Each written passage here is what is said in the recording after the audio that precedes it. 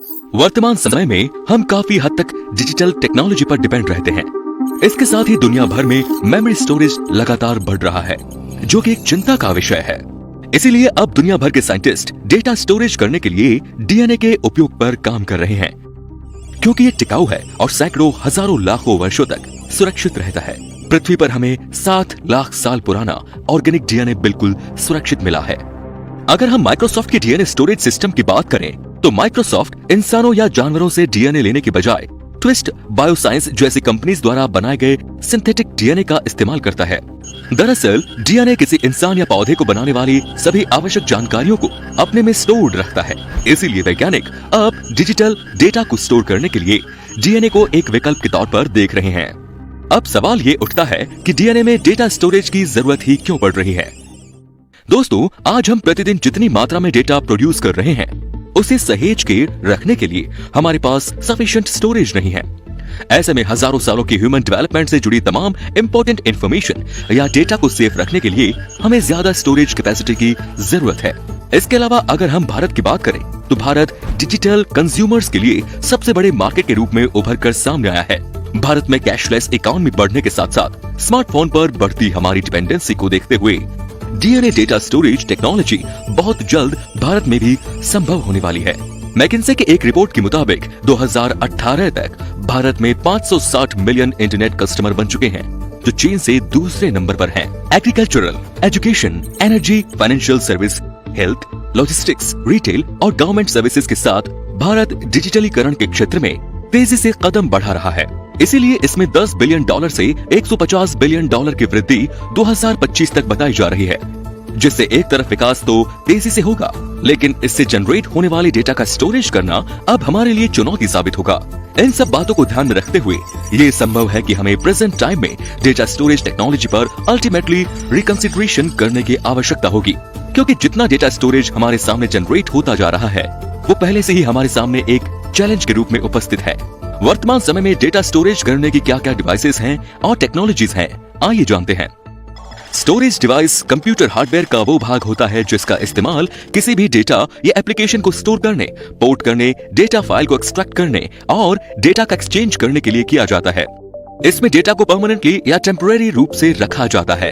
अगर हम storage device की बात करें तो स्टोरेज डिवाइस कई प्रकार के होते हैं, जिसे स्टोरेज मीडिया भी कहा जाता है। जैसे स्टैंडर्ड कंप्यूटर में रैम, रोम, हार्ड डिस्क और कैचे सहित कई अदर स्टोरेज डिवाइस होती है, जो कि प्राइमरी डिवाइसेस से रिलेटेड होती हैं। इसके अलावा सेकेंडरी डिवाइसेस के पास अधिक से अधिक डेटा स्टोर करने की क्षमता होती है, जो कि डेटा को परमानेंटली स्टोर करता है, जैसे SSDs, hard disk, USB flash device, cloud storage, DVD drives, CD, floppy etcetera. आमतौर पर सेकेंडरी स्टोरेज डिवाइस मेगाबाइट से लेकर पेटाबाइट्स तक डेटा को स्टोर करने की क्षमता रखती है, जिसे डेटा प्रोग्राम और एप्लीकेशन के रूप में इन डिवाइस इसके जरिए कंप्यूटर में स्टोर किया जाता है। लेकिन इतने सारे डेटा प्रोग्राम और एप्लीकेशंस का स्टोरेज करना हमारे लिए चुनौती है। इसीलिए वैज्ञानिकों का इस दिशा में बढ़ता समूह अब डेटा को स्टोर करने के लिए डीएनए को एक विकल्प के तौर पर देख रहा है। 1 ग्राम डीएनए में 215 पेराबाइट्स यानी 215 करोड़ जीबी सूचनाओं को स्टोर कर सकता है। साफ शब्दों में कहें तो पूरी दुनिया की सभी सूचनाओं को केवल एक छोटे से गिलास के डीएनए में स्टोर किया जा सकता है।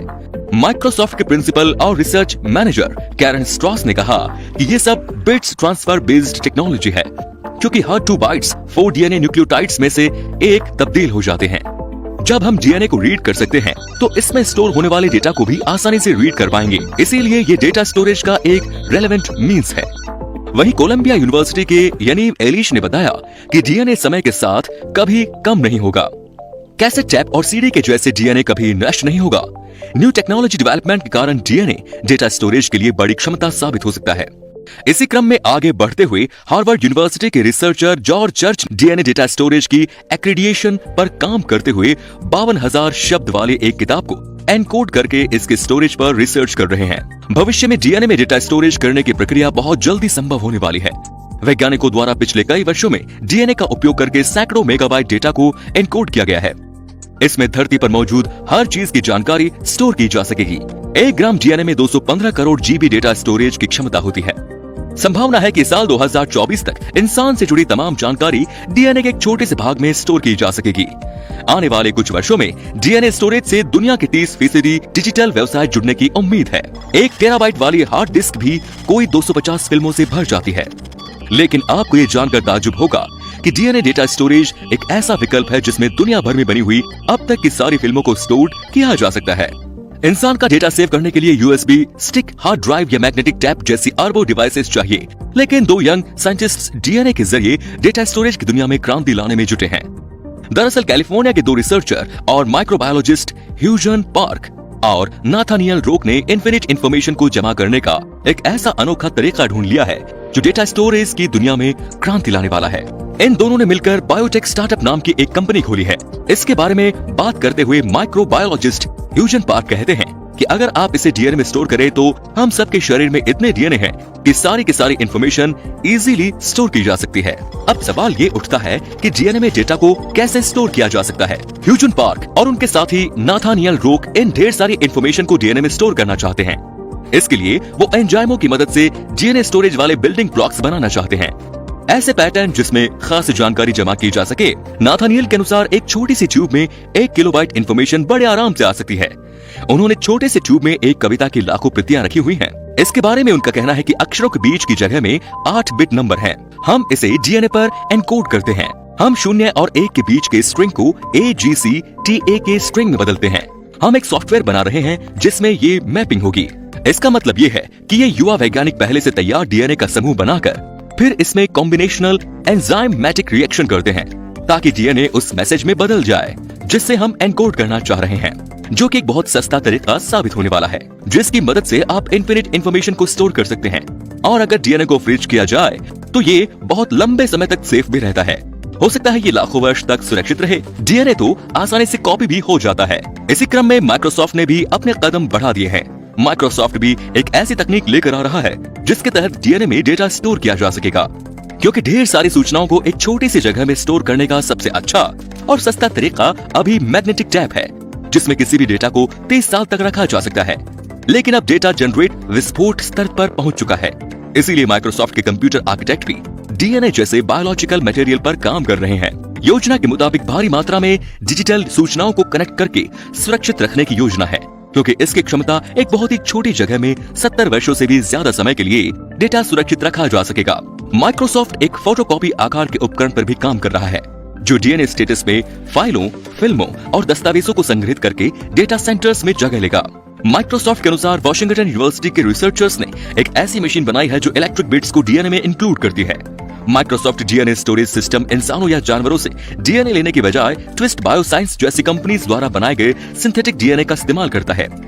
यानी हमसे जुड़ी हर जानकारी हजारों साल तक सिंथेटिक डीएनए के रूप में स्टोर्ड रहेगी। वॉशिंगटन यूनिवर्सिटी के शोधकर्ताओं ने माइक्रोसॉफ्ट के साथ मिलकर सिंथेटिक डीएनए में डेटा को एनकोड करने वाले सिस्टम को डेवलप करने के लिए काम करना शुरू कर दिया है, जिसे एक लिक्विड में स्टोर किया जाता है और फिर उसे डेटा प्रोसेसिंग में पढ़ा और इस्तेमाल किया जाता है।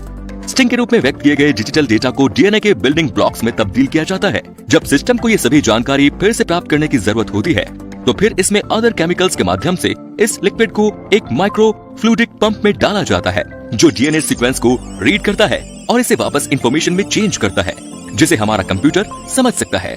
फिलहाल ये भविष्य की योजना है और ये क्या रंग लाती है ये देखने वाली बात होगी। धन्यवाद।